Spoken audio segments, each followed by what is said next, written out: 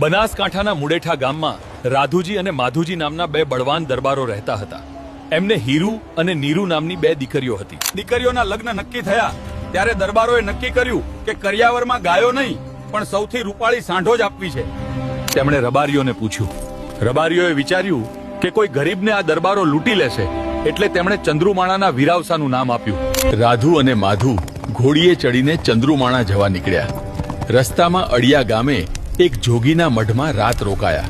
જોગીએ ઘોડીઓને બાજરી નાખી પણ ઘોડીઓ ખાતી નથી.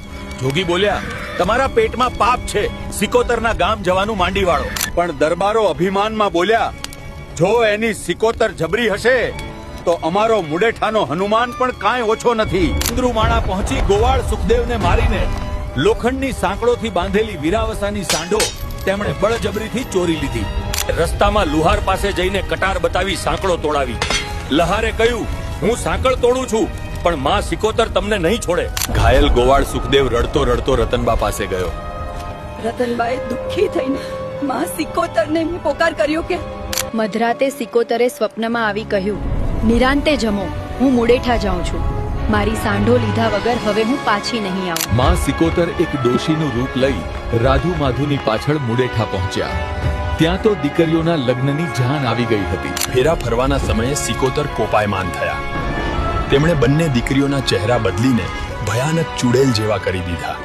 મુરતિયાઓ ડરીને ભાગ્યા. અહીં તો ભૂતળા ફરે છે, અમારે પરણવું નથી. આમ આખી જાન રિસાઈને પાછી વળી ગઈ. માં સિકોતરે ગામના પાદરે જાનના ગાળા રોકી દીધા અને પૈડા જમીનમાં ખૂપાવી દીધા. કોઈ આગળ વધી શક્યું નહીં. ત્યારે માતાજી પ્રગટ થઈ બોલ્યા, આ તો વીરાવસાની સિકોતરનો કોપ છે. રાધુ માધુ મારી સાંઢો ચોરી લાવ્યા છે. દરબારો થર થર ધ્રુજવા લાગ્યા. દીકરીઓમાં માતાજી ધૂણવા લાગ્યા.